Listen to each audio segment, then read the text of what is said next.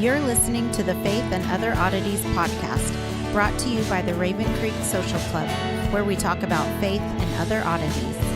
For questions, comments, or to be part of the conversation, join us on Facebook, Twitter, and Instagram, where you can find us at Raven Creek SC. Now for your hosts, Emily Dixon and Nathan Underwood. I know this will be kind of old news by the time this airs, but I hope it's also still current. But we've kind of been getting some growth at the paddle store. Yeah. It's been kind of nice. Going to see some new faces there. And we want to encourage everyone to ask questions, be part of the conversation. And we appreciate the ones that we have gotten. And ask the questions in the paddle store. Don't just send me private messages. I may not see them. Well, and the other thing as well, I do want to put this little disclaimer out there to everyone who listens. If we seem a bit slow getting around to anything at all, I apologize. You're looking at our entire production staff for Faith and Other Oddities. I'm the research department. And yeah, I'm the engineer and producer. And also the webmaster. And so it's me and Emily, and now Joe does a lot for commentarians and for that. But as far as Faith and Other Oddities and things like that, it's just us here. And then we have a couple moderators in the paddle store who are volunteering. Who are volunteers, and well, I guess we're volunteers too, technically speaking. No, I think we were drafted. And so, but yeah, I just want to throw that out there. Just bear with us. There's no major behind the scenes stuff going on.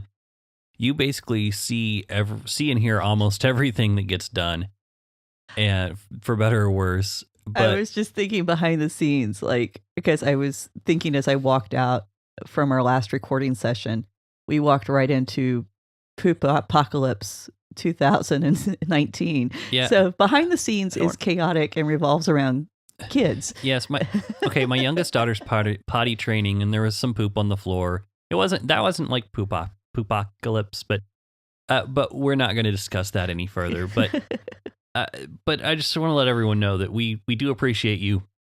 We do see a lot of the stuff that we see pretty much everything that comes through. We tried to get back to you as quick as we can. It may not always happen immediately, and sometimes we may forget. So if we do forget, feel free to remind us politely. But we're just the two of us on the Faith and Other Oddities side, and trying to juggle the rest of our lives around it. But yeah, basically the entirety of the Raven Creek Social Club, as far as people who are actually working it, is me, Emily, and Joe. Yeah, and Joe's in California. So, and he's got a real job too. Yeah, and he also, we all have real jobs that we have to do. So, but we want to thank you for bearing with us as we try to put this together and make it the best experience as we can make it. Yeah, because we enjoy doing this, and I think it's a lot of fun for me. I've studied some things I probably wouldn't have studied otherwise. And me too. Yeah, and so that's really great. But it really is a matter of we've got family obligations. I think that's my biggest thing right now. Right, that's mine as well. Yeah, and work and family. Oh my goodness! And so basically, if we're not doing something for the podcast, we're making sure somebody's staying alive. So yeah. But yes, thank you so much, everyone, for your patience and for hanging with the show. Anyway. That being said, I think we should move along now. We do have, have we got another touchy one for us today? Do you want to use that descriptor? Well, we have another explicit Bible story. That's right. We actually talked about after one of the episodes, maybe we should change our name to Explicit Bible, and we can work in tandem. We can kind of play Bible. Off with Naked Bible. I don't know how much they would appreciate that. Yeah, I know. I'm kidding. We have no actual affiliation with Trey or Dr. Heiser. We're big fans of their work. And, absolutely. So But I just thought that would be kind of funny. But I did think that might get a little too much of encroaching on what they do as far as name and marketing. Well, it's funny because, when they say Naked Bible, they're talking about straight up biblical text, getting away from the creeds and a lot of the extra biblical stuff. When we say explicit Bible, we're talking about where the Bible is actually being explicit. Yes. And so again, we're not hunting this stuff down. It's it's right there in the text, you and can't you can't avoid it. Yeah, it's the thing is, like, and particularly I see it with this story, and I think everybody else is going to see it too. Some of the really, I don't want to say burning questions, but that's the only thing that comes to mind that people have about life and sexuality and relationships. If we taught this story the way it was written and explained the cultural nuances in a good, responsible way, then a lot of people's questions would be answered. And we wouldn't have to have some of the guilt and the shame that people carry around with them and some of the confusion that we see for a lot of individuals. Yep. So there's a reason to teach these stories as honestly and straightforwardly as we possibly can. And now I do think this is one advantage that you and I have being able to discuss this. We, being brother and sister, we can kind of be a little bit more open. There is that sense that we're just talking about it. Nobody's going to read too much into it, or if they do, they're just idiots. Right. I'm just going to be straight up on that one. But so I think that's one advantage that we kind of bring in approaching these topics. We've got our humor that kind of, I think, blunts the edge just a little bit. Sure. And yeah, we put that out there, let you know, maybe don't listen to this one with the kids around unless you're ready for them to find out where they came from. Right? Right. Yeah, pretty much. or if you're ready to explain that to them, it's not gonna be a technical manual. But just be ready for some questions if they're in the room. I can so see this. Okay, kids, we're going to read a Bible story now, and then we're going to talk about the birds and the bees. So this story, first of all, we need to talk about the placement.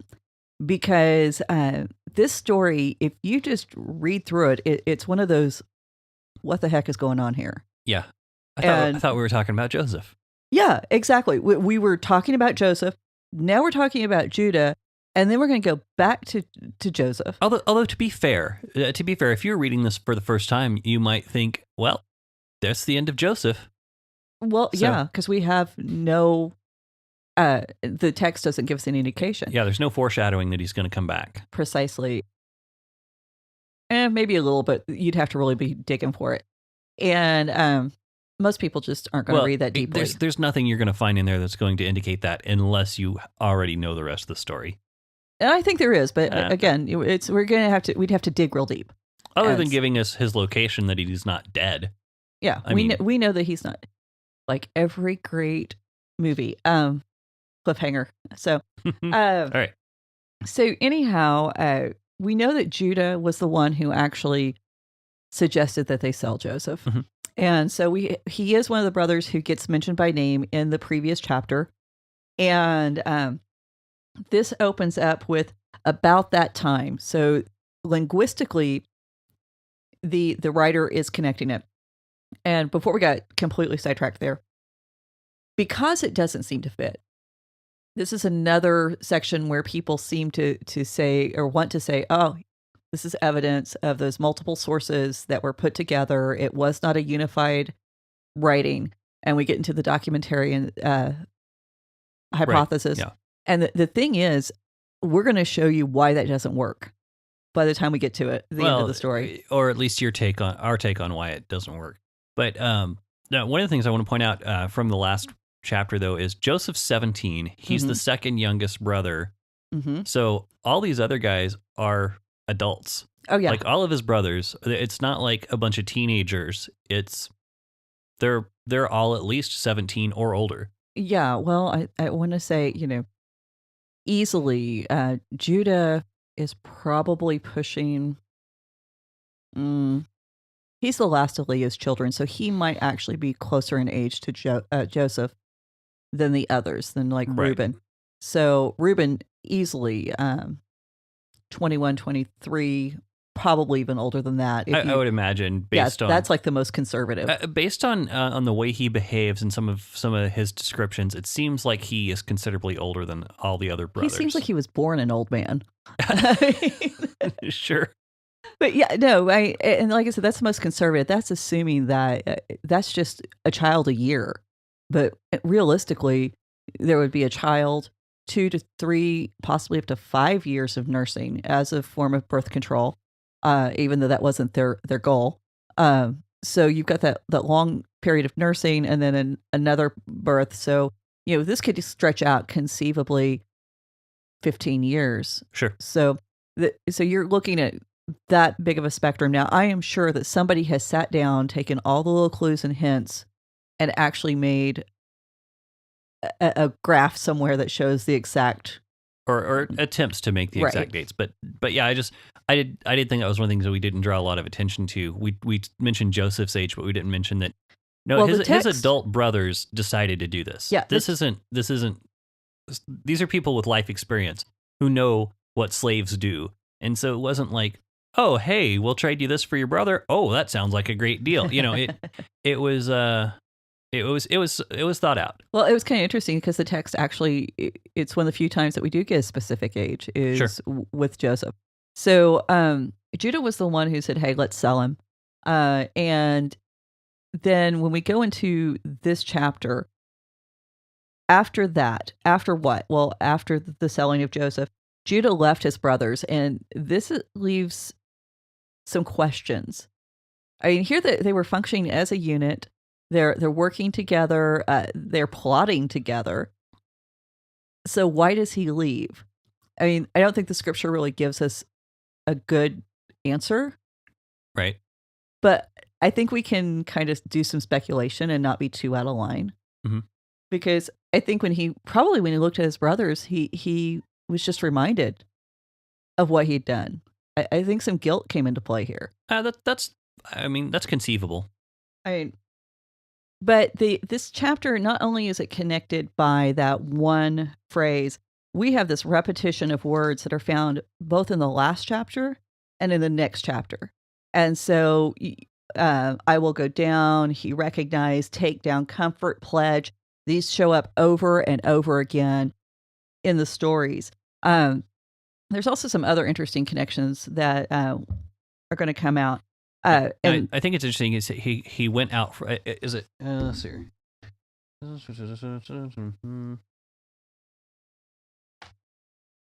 No, I guess I was wrong. I guess I was thinking that he's left it. I wasn't sure. Does it say he went out from his brothers, or does it just say he left? The JPS says he left.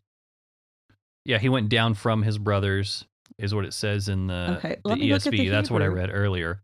So I'm wondering if it's any similarity to that the language of Dinah, possibly, or like you said, with Joseph being sent out. So this is Well, I mean, if you don't have it, we'll. Yeah, I'm the conjugations here are throwing me off. We can get with that. We'd have to look at that later on. So, Judah marries a Canaanite woman, and she is actually never named herself. Right. Yeah, she's always referred to as the daughter of Shua, which, and again, this is some of the biblical writing that kind of bothers everyone, including myself. I'm like, if she's important enough for one of our main characters to marry, why isn't she important enough to have a name? I mean, that's just ridiculous to me. But I didn't write the Bible. Because in the Hebrew, in the English, it says a daughter of a certain Canaanite whose name was Shua. What does the ESV have on that verse? That's 2. I think it says daughter of Shua. Let me see here. It happened, he went down from his brothers, turned aside to a certain Adulamite whose name was Hira. There Judah saw the daughter of a certain Canaanite whose name was Shua. Okay, so I guess it's a later verse that they actually have her just as the daughter of Shua. And it's in course of time, the wife of Judah, Shua's daughter, died. Okay. Well, if you write that in Hebrew, it's Bathshua, daughter of Shua, Mhm. and that is actually the same name that in English we've converted it just a little bit. When we find it in Chronicles and in Kings, Bathsheba. Right. It's the exact same name. And so you have this connection between Bathsheba and Bathsheba. And when you have the same name, you're talking about something of a similar substance and personality, and it not necessarily the same person, but again, that name represents who and what you are. Right. Yeah, and so this is actually kind of funny when we bring those in, because you have Judah going out from his brothers, going out from where he was supposed to be with the family, and then with David's story, you have David staying home when he's not at war, where he's supposed to be. Oh, I hadn't put that together. And so you have a really great inversion of what's going on. You have the Bathsheba or Bathsheba, the same name, and then you have the person, noticing this person when they're where they are not supposed to be. Where they're not supposed to be, yeah. And they're also connected because they're probably, obviously this one's a Canaanite woman. It's spelled out. In David's story, we don't necessarily know if she is, she's married to a Hittite. We don't know if she's Jewish, married to a Hittite, if she's another Hittite woman married to a Hittite. Well, and real quick before we get onto that, also we have Dinah is out away from her family, and we could assume that she was not where she's supposed to be. And so when we have this, when you're not where you're supposed to be, bad things happen, recurring. So anyway, you're saying what we know about Bathsheba, Hittite's wife. Yeah. So whether or not it is, whether or not she was actually a Gentile or a Jew, we don't know. Right. But we know that she was at least connected intimately with a Gentile. So that's important. We also have some very interesting wording here. Judah saw and he took. And again, we're right back to Genesis 3. We're back to Genesis 6. We're seeing and taking, even in Dinah, seeing Shechem saw her and he took her. Pharaoh sees Sarah and takes her. So we're back to that primal foundational sin of Genesis, and which is the lust of the eyes. The lust of the eyes, which results in action and taking what doesn't belong to you. And I don't think I've actually brought this up on air, but Mickey and I were talking. I think you were part of it last night. The thing in the Bible, there's always that one thing that belongs to God. And it's off limits because you can't have everything. Sure. And in the moment you take something that doesn't belong to you, you're saying that I'm on the same level as God. And that's not where you want to be. Right. So it's just very interesting to me that this is all coming together. So like I said, that is, those words take us back to that Genesis 6 and Genesis 3 in particular. But then we even get more specific with the names of the children. Now, this says in my JPS, it says that Judah names the kids. I was going to look at the ESV. The ESV says he named the first one. Okay, so it's just in some of the manuscripts, the Samaritan manuscript and the Targum of Jonathan. These are other old versions of the Bible actually have her naming them, which would be interesting. Well, this one, it on or however you say his name, it says she conceived and bore a son, and he called his name Then she conceived again and bore a son, and she called his name Onan. And so the first one he names, and the last two she names in the ESV. Okay, so in the ESV is based on the Masoretic text. So, and we do have the Masoretic text that was preserved, not the Masoretic text specifically, but that's probably going to be very close to what we find with the Dead Sea Scrolls. But that name, that Ir or however you want to pronounce it, that literally means watcher or watchful, depending on if you're doing a noun or a verb. And so that connects us back to Genesis 6. I mean, could that? I mean, I could see the Genesis 6 connection. I'm not trying to discount that, but could the choosing of the name by Judah have anything to do with the fact that he's the son that was conceived after he saw the daughter of Shua?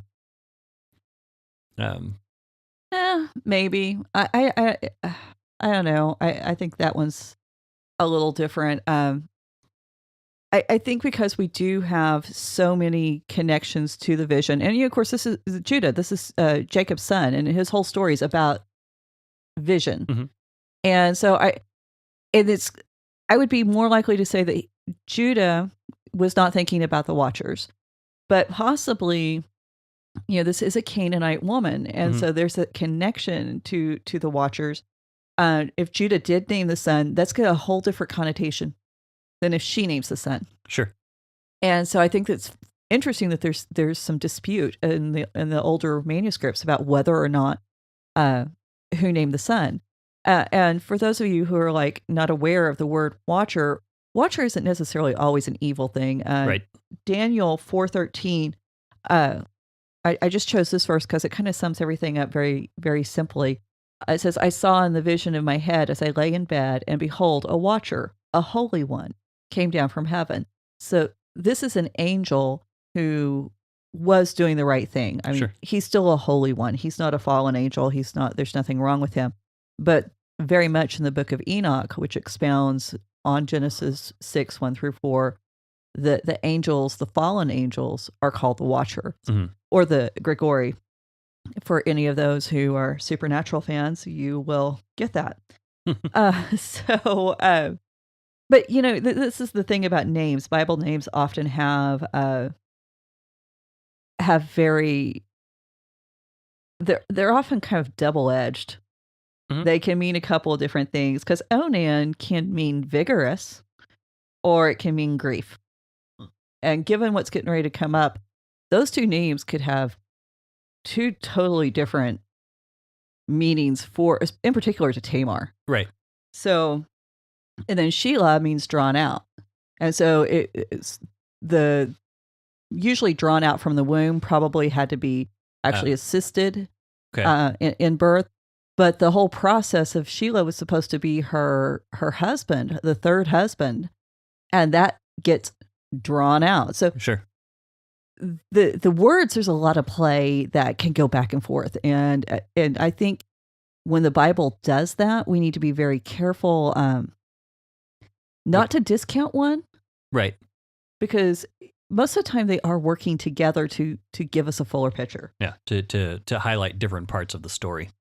And they aren't exclusive. One is not exclusive to another. So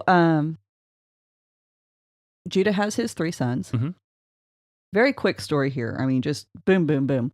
And Judah got his, we're on verse 6. Judah got a wife for his first son. Her name was Tamar. But Judah's first son, was displeasing to the Lord, and the Lord took his life. What a biography. Yeah, not much about That's all we hear about him. Yeah. It's like, lived, and he died. Because he made God mad. He didn't even make God mad. He just displeased him. Displeases me. I just think of the idea of see like cats pushing stuff off the edge of a table. This displeases me. I know that's probably not what happened, and I'm not trying to make fun of God, but it's just the wording is kind of it's kind of an understatement, I would assume. It is, and it's also a pun. Okay, because it's the exact reversal of Er's name. It's the 2 letters of Er's name reversed. Okay. So it's even not, God didn't just kill him. You're going to be a joke. When the text is written, what did this guy do? Okay, now that's kind of funny, and that's actually I do want to talk about that, because we talk about satire in America like it's just kind of a thing you do, right? But to ancient cultures, being laughed at was a big deal. And you see this actually a lot in Celtic culture as well. If a bard did not like a king, he would satirize him, and much to his own risk. much to his own risk, but that also, any king who was satired by a bard lost a lot of respect of the people. Mm-hmm. And if you lost respect, you lose the respect of your people, you can't be king anymore. Right. And so it was one of those things. So, it was, when we look at satire, it's a lot different. And we even see that idea of not wanting to be laughed at come in later in the text. Well, we even see it with Sarah and Isaac. Yeah. Well, I'm saying in this particular story, we see it come back. Yeah. And so, it's just like, that opens up a whole world of speculation. And there is actually some commentary that says that he refused to sleep with her and that he didn't want her beauty to be marred by pregnancy. So he refused to consummate the marriage, which would be, I can see why that might be something that they would bring into the story to even highlight what's getting ready to happen with the second brother. Okay. So, we're going to read, I'm just going to read what's here. Read it out of the JPS. I think. Okay. Not the JPS, but ESV. the ESV. Then Judah said to Onan, "Go into your brother's wife and perform the duty of a brother-in-law to her, and raise up an offspring for your brother."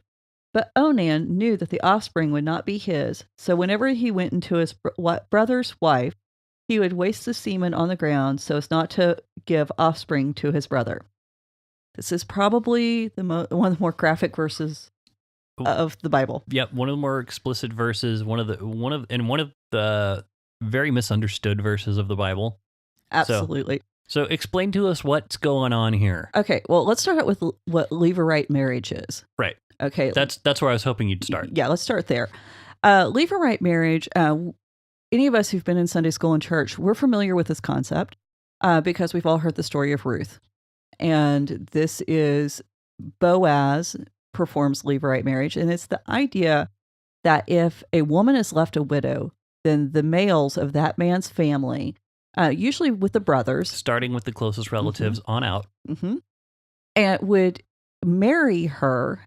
And the children that they would have were actually the children of the dead brother.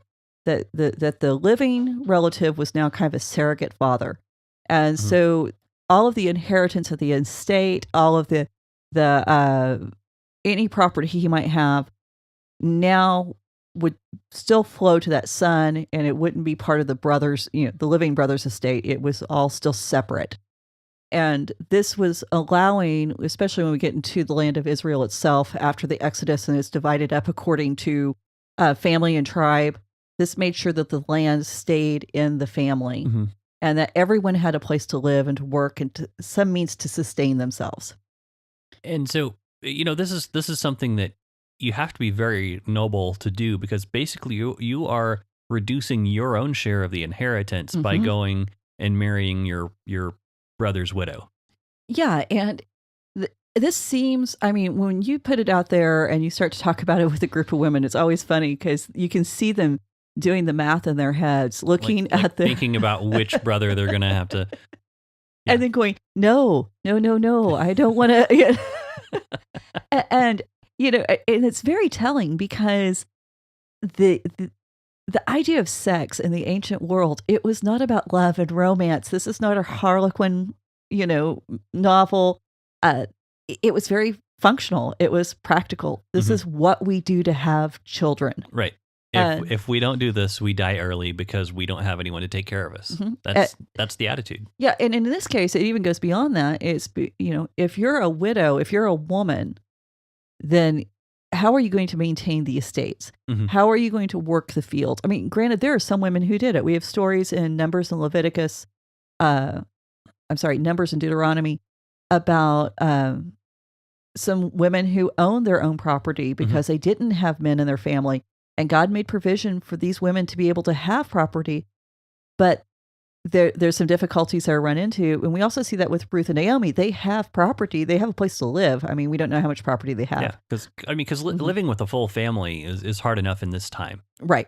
Like during biblical time. Well, and when you take it back to Genesis, Jacob and his crew, they're still pretty nomadic. They're still wandering around. And when you think about what it means to be a nomadic tribe, there's always the possibility that somebody can raid your village. There's always the possibility that somebody can walk in and take whatever it is.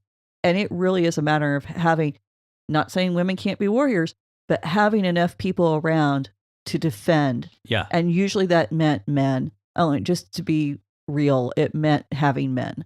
And so... Right, because combat used to be more hand-to-hand. It wasn't like, it wasn't all projectile weaponry with guns and arrows and things like that. There's a reason why the Amazon women were celebrated. Right. It's because they were the exception. And, again, I've been out in the world. I've spent my time doing rough and tumble stuff with the guys and work the farm alongside of everyone. But, I just have to be realistic. There's some things I couldn't do because I was a woman. Right. I just lacked the strength. So this Levirate marriage really was the idea of protecting women. It was not meant to just, it wasn't meant to degrade them in any way. It really was about making sure that not only did they have protection during their lifetime, as a young woman, but in their old age, they were protected. Well, and it also protected their right to the inheritance they were marrying into. Mm-hmm. Yeah. Because that's another thing is, if there's no sons for the inheritance to go to, then what they thought they were getting when they signed up for this job, it's gone. It's gone. And and I say job, but I'm but using in this culture, it was. It kind of, it's just a shorthand. Yeah. Well, and the other thing too is by having children also meant that as they got older and needed care, there was a home for them to move into. Mm-hmm. And so all the way along, this is all about the protection of women. And I think one of the funny things is we read Tamar and Judah's story and we go, ooh, gross, nasty, horrible. We read it in Ruth. Oh, so wonderful, so beautiful. It's all about context. And right. We've kind of been conditioned to think that Ruth is a beautiful story. It's really kind of disturbing when you think about it. And but then Boaz redeems Ruth, and he becomes the kinsman redeemer. And we know that this is the same language that was used of Christ later. Mm-hmm. And so it becomes that picture of taking care of family and that you don't abandon family. And this is what Onan is doing. And this is what as far as legally, this is what he's doing. Right. He's abandoning family. Right. Functionally, he's abandoning family. Right. So, talking about functionally, do you want to talk about what's the next on the, do we really want to talk about this and how the verse is used and misused and misunderstood and whatnot? I do, and I'll take lead on this one because I did write Scandalous and I talk about this a lot. Well, and you're the one who's done the more research on this. Okay, this is the verse that is constantly being used to preach against masturbation. Right. And we even have the term out there, Onanism. Mm-hmm. And so this idea that this was Onan's sin. No, it's not. His sin was trying to cheat a widow out of her, out of her due. And which I think is kind of funny because when you use that phrase and then you look at the book of James, mm-hmm. and it says the only true religion is to take care of orphans and widows, mm-hmm. then it makes a lot more sense of why it's such a big deal of what he was doing. It wasn't just that he was, it's having huge. Solo time. Yeah. And the thing is, if you want to preach against masturbation, find the verses that preach against it. And then email me when you find them, because it's never specifically addressed in the Bible. And if that's what you're using this passage for, you're missing the point. Right. And not only, take it a step further, he is evidently enjoying the encounter enough for it to conclude, but without it having any productive value. Okay, well, let's just... Okay, well, the reason why... Oh, go ahead. Reason why I say that, he is using her. Right. He's willing to sexually use her for his own pleasure. Yeah, but he's pulling out, is what you're saying. Yeah, it's coitus interruptus. And that's the thing is, welcome to the show, everyone. Yeah. Sorry. Well, it's the fact that he is willing to use her without any intention of actually honoring her. This is the sin. Right. And it's not, because he didn't even say, hey, I'm not interested in marrying my brother's wife. I'm not going to do it. He actually carried on the charade so that he could have access to her body for his own pleasure. So not only is it not taking care of the duty, it's actually sexual exploitation. Yeah, it's abuse. Okay. Yeah, it's abuse. So, I mean, he goes even, and I think a lot of people miss that it's the fact that it's to that level. Yeah. And I want to, I always want to point that out. And this is the reason why God kills him. He's not doing the right thing on any aspect of this. Right. And matter of fact, Levirate marriage is something that's made provision for in Deuteronomy, but also in Deuteronomy, there's the provision to say, I went out. Right. Which is what Boaz is. There's a man between Ruth and Boaz. Mm-hmm. He enacted. So there was a possibility to get out. Whether or not it was in place kind of as a cultural norm at the time of Onan, or it wasn't until after Deuteronomy, we don't know. Mm-hmm. But we do know that Levirate marriage was the norm. Mm-hmm. They did it in Mesopotamian cultures. We have Hittite writing concerning it. And we also have Middle Assyrian culture. So we've got definitely that this was a practice that already had rules and guidelines in place. Right. Now, whose they were following, that's going to be another question. Now, is this also kind of one of those things where it was heavily enforced by other cultures, and then when we get into the laws and the practice of Israel, they kind of relaxed that? Or is it just do we think it's just kind of a cultural shift in general? Yeah, it seems to be pretty much heavily enforced because in Judaism, it was pretty much only prescribed if a man didn't have a child. Mm-hmm. In other cultures, it didn't matter. Really? Okay, I didn't realize that. Yeah, so it seems like with Judaism, it really is, let's just protect the inheritance. Okay. And there's some debate on whether once the inheritance was protected, were they still married, or was she free to go on and marry someone else? Yeah. And I don't think, the rabbis are debating it, so I'm not even going to pretend like we know. Yeah. So then Judah, you got this woman who basically Judah's now viewing as a black widow, and 2 of his sons have died because of her. Sure. And he's got a 3rd son, and he doesn't want to give her the 3rd son because he's scared of what's going to happen. Well, and what's really funny is later it's explained it's because of their actions and not because they're married to her. Right. It has nothing to do with Tamar. Yeah. Whatsoever. But Judah kind of has that. Well, he's that blind spot some parents have for their kids. Yeah. And he kind of looks at her as like superstitiously. So, but no, that's good stuff. That's a interesting point that, it's fully explained in the text that it's not. Yeah. It's not anything to do with her. Yeah. And then Judah says to Tamar, and we're in verse 11, his daughter-in-law says, "Stay as a widow in your father's house until my son Shelah grows up, for he thought he too might die like his brothers." So Tamar went to live with her father's house. Okay. That seems like, oh, look, you can go back home to your family and you can be happy. No. Because wouldn't it make more sense? Shouldn't she stay with Judah? Absolutely. She was now part of his family. She was now part of his clan. The association she had with her dad's family, legally, that was dissolved. That shifted. So she was now Judah's responsibility. Daughter. Yeah, she was his daughter. She was his responsibility. He had no right to send her back. Yeah, to her father's house. I thought that sounded kind of iffy when I read it. I'm like, and so Judah's not, he's not behaving honorably. So basically, he's hoping to send her back and hoping she'll forget about the arrangement by the time. No, actually, he's sending her back to be a living widow. I mean, the living dead, basically, at this point.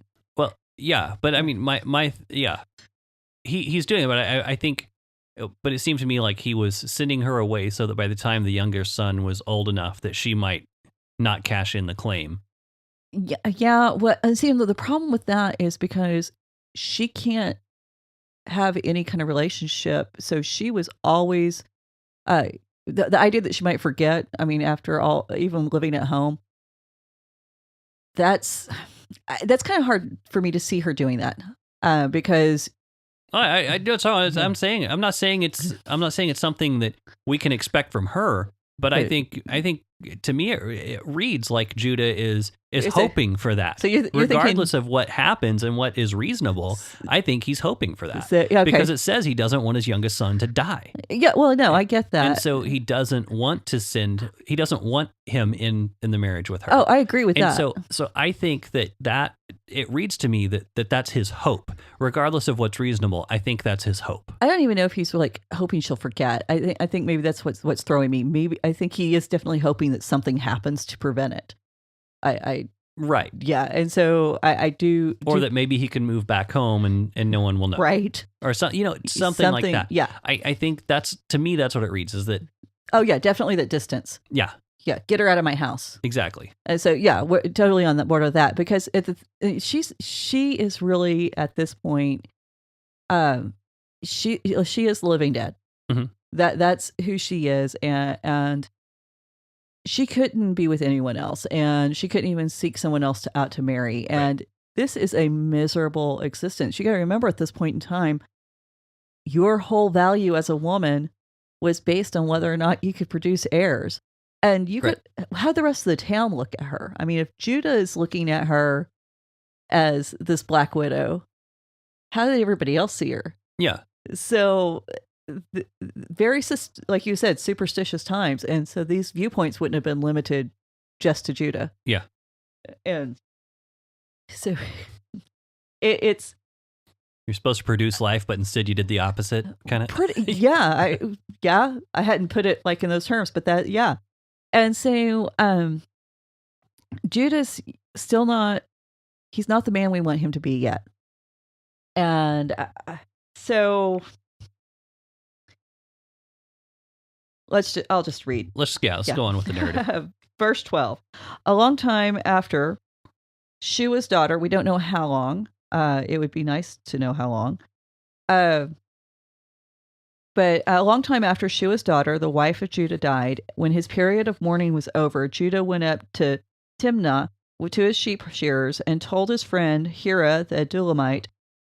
And Tamar was told, "Your father-in-law is coming up to Timnah for the sheep shearing," and she took off her widow's garb to cover her face with a veil, wrapping herself up, and sat down at the entrance of Enaim, which is on the road to Timnah, for she saw Shelah had grown up, yet she had not been given to him as a wife.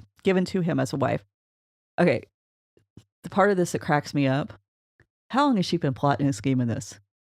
Because she did not go down to Walmart and buy a veil. Right.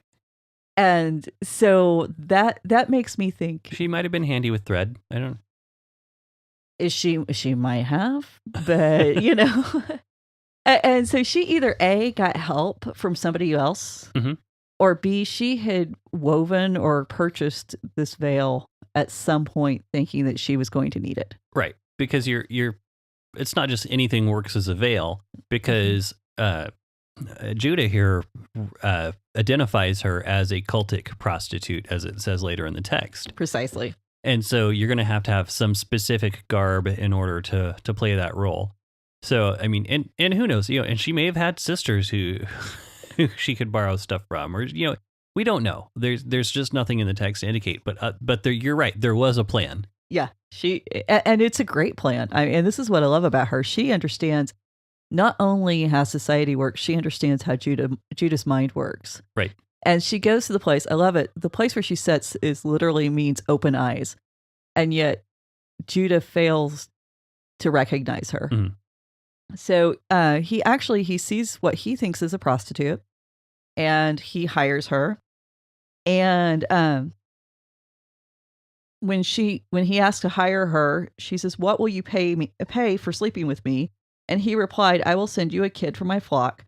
But she said, "You must leave a pledge until you have sent it." So she's smart. Right. Don't take Judah's word for anything at this point. Men have not been too trustworthy. Sure. And he says, what pledge shall I give you? And she replied, your seal and cord and staff which you carried. And so he gave them to her, slept with her, and she conceived by him. Then she went on her way, took off her veil, and put on her widow's garb. So she's asking for, I want your wallet. I want your social security. Your wallet, your keys, anything you have on you. Yeah, your social security card, the registration to your car. I mean, she is asking for it all. And evidently, either Judah just is that desperate that he's or she's the only one around. He okay, sure. Yeah. Because the staff was probably carved with like a family history. Sure. So this would tell, his lineage. The cord is an indication of status. Mm-hmm. And then the seal, that's having a signet, that meant you were someone. You were someone, and that is indisputable proof of a person's identity. Right. And so very much everything that made Judah, this is what it is. But also these are things that, as we get into the monarchy with Saul and David and everybody, mm-hmm. these are signs of kingship. Right. And so Judah gives his kingship to this prostitute. And he gives them away. And then whenever he sends his servant back, which good for him, he sends his servant back with the sheep. Excuse me. Sends him back with the sheep. And when they can't find her, they give up. Right. And so we're back with Esau and that bowl of red lentils. And what are you willing to give away in order to feed your fleshly desires? Right. And so that we've got that connection there.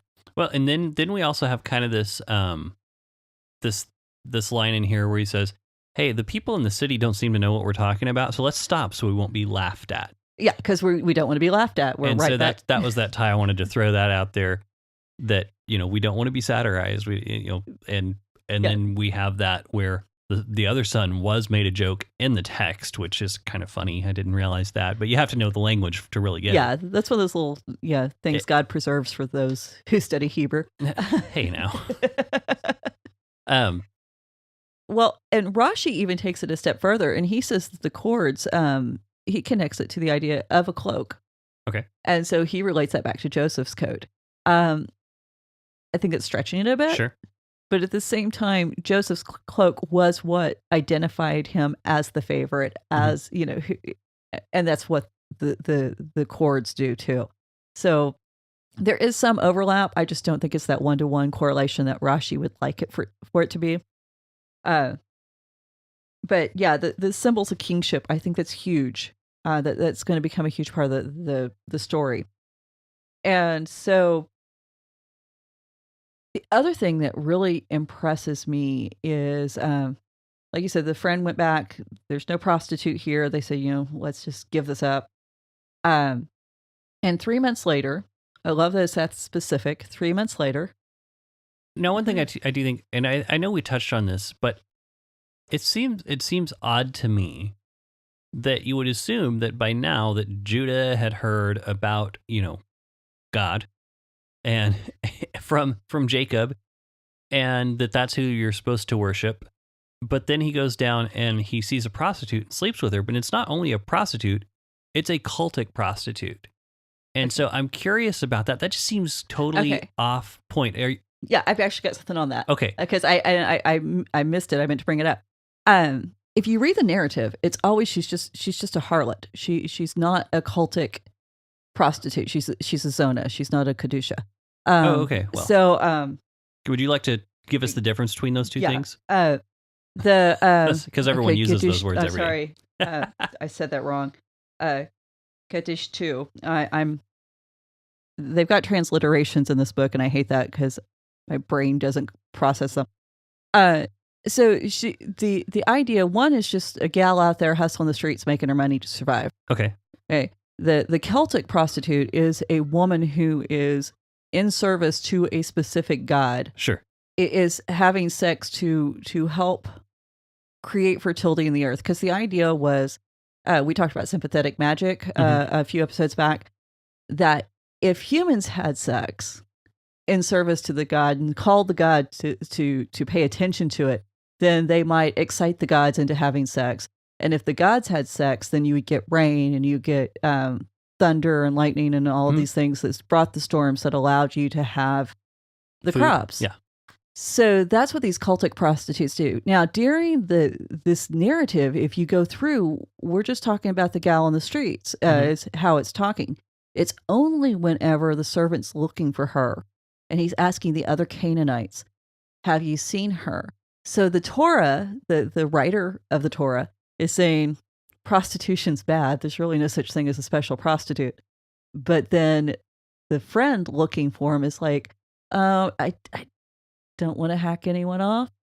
I need to be respectful for the land I'm in.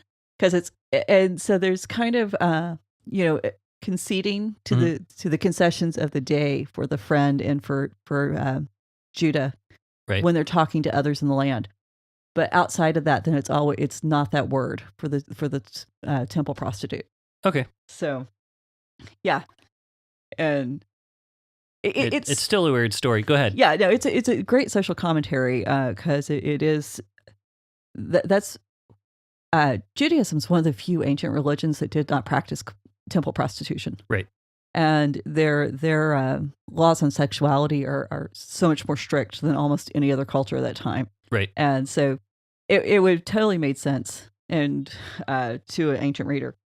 But so 3 months later, about the time that most of us start to notice that our friends might be pregnant, Judah gets word that Tamar has been playing the prostitute. And I think it's funny. Let me find it here. What verse is that? That is verse 24. Yeah, so it's funny because it says, your daughter Tamar has played the harlot. In fact, she is with child by her harlotry. And I think it's funny because we talk about differences in translations. In the ESV, it says, your daughter-in-law has been immoral, and moreover, she's pregnant by her immorality. But I think it's funny, the phrasing, it's because to me, I don't know if this is exactly what they meant, but literally, she pretended to be a prostitute. And when the translation is she played the prostitute, to me, that was kind of funny. Just the way it was phrased. And I don't know if there's any necessarily any significance to that, but it just cracked me up. Well, it's one of those things that you'll find this occasionally with the Torah. We see this with Rachel. When Laban goes into the tents and he's looking for the idols, and Rachel says, the way of women is upon me. Now, we as the reader know that this has nothing to do with whether or not she is actually on her period or if it's just an excuse. But there's that inside joke there that whether or not she actually is, the point is she's still capable of having children. Right. And so it invites us to explore this inner dialogue that we're having with the text that goes beyond what the participants or the characters in the text have. And so here, she played the prostitute. Well, we know she literally played the prostitute. Right. It wasn't that she has this isn't a euphemism for is a prostitute. So, but Judah says, bring her out and let her be burned. Right. This is not, that's wrong. It's wrong. Right. I'll agree with you on that. Yeah. Not good to burn people. Well, it's not good to burn people, but you don't even burn people. I mean, you do burn people. You burn specific women for adultery or immorality, but only specific women. You don't burn women for adultery all the time. Ancient cultures. Right. Not today. Yeah. We're not endorsing that. Yeah. Something we aren't like going to form a committee and no, that's not going to happen. The committee for burning women. I think that sounds like a bad idea. Yeah, even worse than Burning Man. And we're saying we're not doing that. That is not happening. So. Yeah, but under Jewish law, if you were caught in adultery, you were stoned. That there you go. You done with. You weren't supposed to do it. Only one time, only in one set of circumstances was a woman burned for committing adultery, and that's when she was the daughter of a priest. Okay. the daughters of priests caught in adultery, they were burned. So what does this tell us about Tamar? You just go ahead. I Actually, I don't have time to think of that. Actually, it tells us nothing. Thanks. But no, It was set up all along. it was because I get to But do it that. was not a setup. Yeah, it Because was. you weren't actually setting me up for anything other than to say, I don't know. No, it leads to some interesting speculation. And it goes back to that question, how much of the Torah did they have access to? Mhm. Because under the Torah, you burned a woman who was a daughter of a priest if she was caught in adultery. And so if Tamar is the daughter of the priest, the rabbis actually speculated that her father was none other than Melchizedek. Interesting. And so, yes, very interesting, because now we're into that whole line of Melchizedek, the priesthood, and it's being brought into Judah's family. We know that Tamar did get, she's pregnant. It's going to be through these children that the tribe of Judah is formed. Mm-hmm. And so it's very interesting, but I wish I could say this is it. This is how it fits. All I can say is it's really fun speculation. But Tamar she's so, you just got to love her because she knows what she's doing. She knows that quite literally she's playing with fire. Right. And she's not willing to set back and accept what Judah's willing to dole out to her. And even the way she handles it, when Judah sends for her, she takes the things he's given her, the cord, the staff, and the seal, and she has it sent to him. And the wording seems to make it sound like it's a very quiet thing, right, that she does. And she says these great words: please identify, right, please examine. Yeah. If you listened last week, you know that when they took Joseph's coat to Jacob, covered in blood, what did they ask? Please identify. Yeah. Please examine. And there's a goat in the story and everything. And everything. Yeah. There's so much connection back to this. And we have the most amazing thing happen here in Scripture. And Judah does something that has never happened in all of the Bible up to this point. He accepts what he did wrong. Mm-hmm. He owns it, and he repents. And he says, she is more righteous than I, inasmuch as I did not give her my son Shelah. And so he owns it. He gets it. Up until this point, every time there's been a man and a woman in a situation, the man has pointed the finger at the woman. It's her fault. She made me eat. It's her fault. She's too beautiful. It's her fault. Mm-hmm. All the way along. So this is the first time. And it's because he gets it here that this is going to be what prepares him to walk forward with Joseph in Egypt, and the things that he says to Joseph there. And this is why Judah is the right candidate for the kingship, because in acknowledging what he did, the symbols of kingship are now returned to him. Sure. And so the story, even though some people say it's been inserted and it's not really part of the original text, it really serves to illuminate everything else that goes on. And Tamar is so important that she becomes included in the lineage of Christ. Right. In Mattjhew 1, she's one of 4 women. There's Tamar, Rahab, Bathsheba, and Ruth. Mm-hmm. All these women, they're either Gentiles or they're connected to Gentiles. They're all involved in some kind of sexual scandal. There is a connection to that Watcher story in their story somehow, at least linguistically, Mm-hmm. like we saw with Tamar. And in a lot of ways, this really sets us up for who Jesus is. Because Jesus, he's coming to save the world. Mm-hmm. So the Gentile women, he is coming to right the wrongs that were committed in the Genesis 6. Right.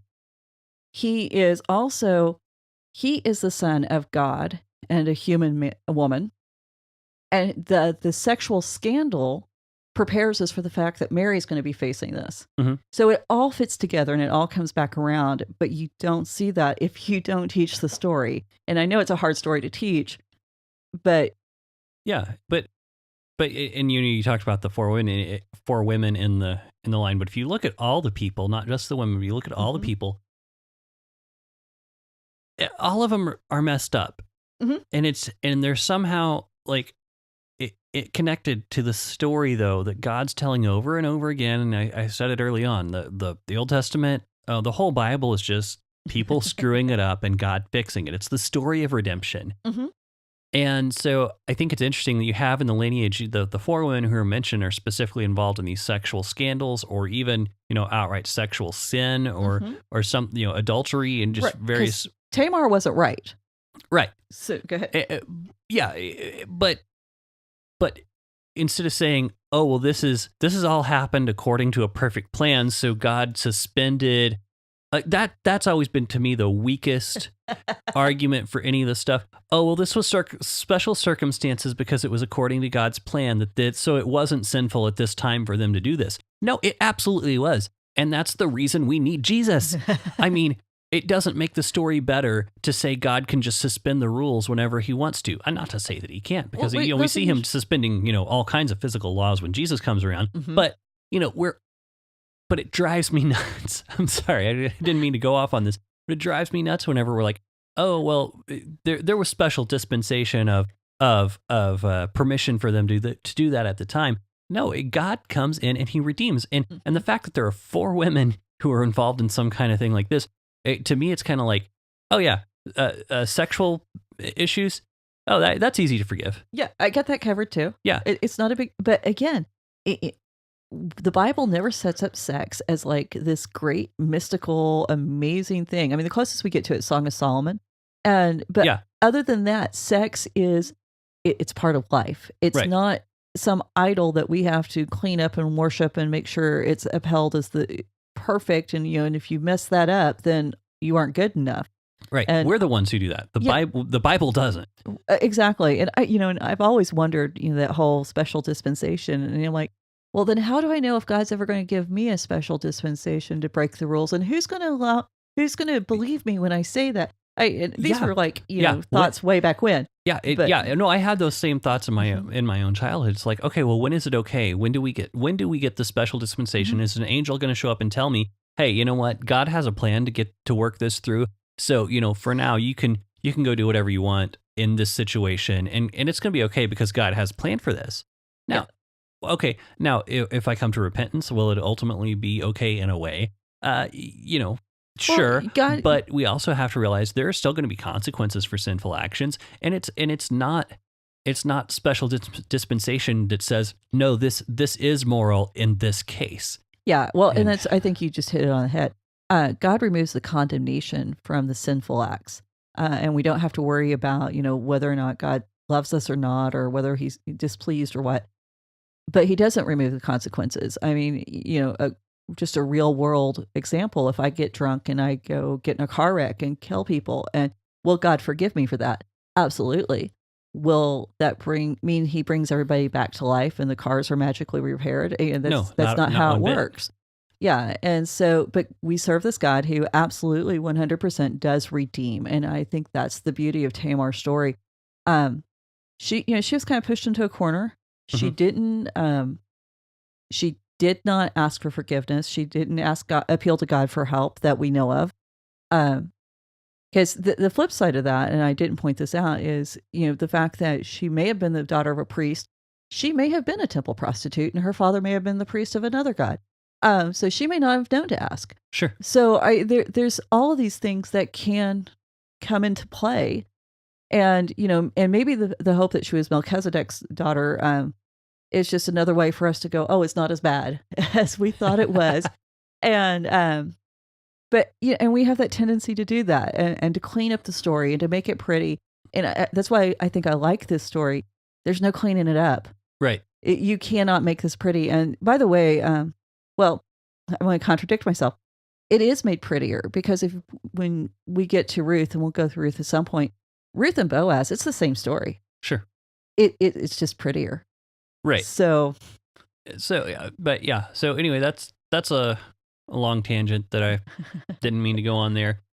But yeah, the Bible's rough. So, and then at the end of the story, just real quick, we'll go through this. So apparently, Tamar conceived twins. Uh-huh. And this kind of echoes back to Jacob and Esau, because they say during the labor, one of them stuck an arm out and the midwife tied a cord to it. Mm-hmm. And then he pulled his arm back in and then his brother came out. Mm-hmm. And so I do think that's kind of an interesting echo to that. Do you have more on that that we want to cover, or is it? No, that's kind of the cap on the end of the story? It will come back around. This is just kind of basically the closing that, yes, her efforts were not for naught, and so she was successful, and this becomes part of some of the blessings that are given, that you would be fruitful like Tamar and have children like Perez and Zerah.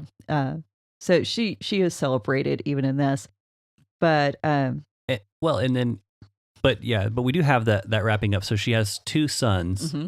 and now she has also the older child share of the inheritance from Judah. Exactly. So there is the redemption in that aspect of it. Yes, and Judah's tribe, they're going to flow from these 2. Right. And they're going to be the ones that are remembered as the fathers of that tribe after, right after Judah. And we should point out, too, this is going to connect to next week's episode, because next week's episode is going to be about Potiphar and Joseph, Potiphar's wife and Joseph. Mm-hmm. And so, we have the sexual theme that's going to run for a little bit, and how God is using sexual situations to still fulfill his purposes. How he's not necessarily using them, but overcoming sexual misconduct. Redeeming situations. Yeah, that's so. So, not that he ordained him. But right. So, that being said, I think we're going to wrap up for this week. We're running a little long, but I think it'll be okay. Mm-hmm. So, thank you everyone for joining us. And if you like what you heard, again, like, subscribe, share. Those are the best ways to help us out. If you want to help us out, we would appreciate it. And who knows, you may not want your friends to know you listen to this show. They talk about all kinds of stuff, but that's the appeal. So your friends will like it too. So wrap it up before I make a horrible joke. I'm terrible at promoting my own products. So anyway, thanks you so much. Thank you so much for joining us. If you like what you heard, share it with a friend. Find us, be part of the conversation on social media. Raven Creek SC gets you anywhere on social, pretty much any social media. You can find us there, ravencreeksc.com. Or if you really, really like what you heard, Raven Creek or patreon.com/ravencreeksc. Or you can hit the support link on the ravencreeksc.com page. And that's how you can contact us. That's all, folks. All right. Have a good week. Bye. You've been listening to the Faith and Other Oddities podcast, a Raven Creek Social Club production. Don't forget to follow us on Facebook, Twitter, and Instagram. If you like what you've heard, please write us a review on iTunes or consider supporting us on patreon.com/RavenCreekSC. As always, thank you for listening, and don't forget to join us next week.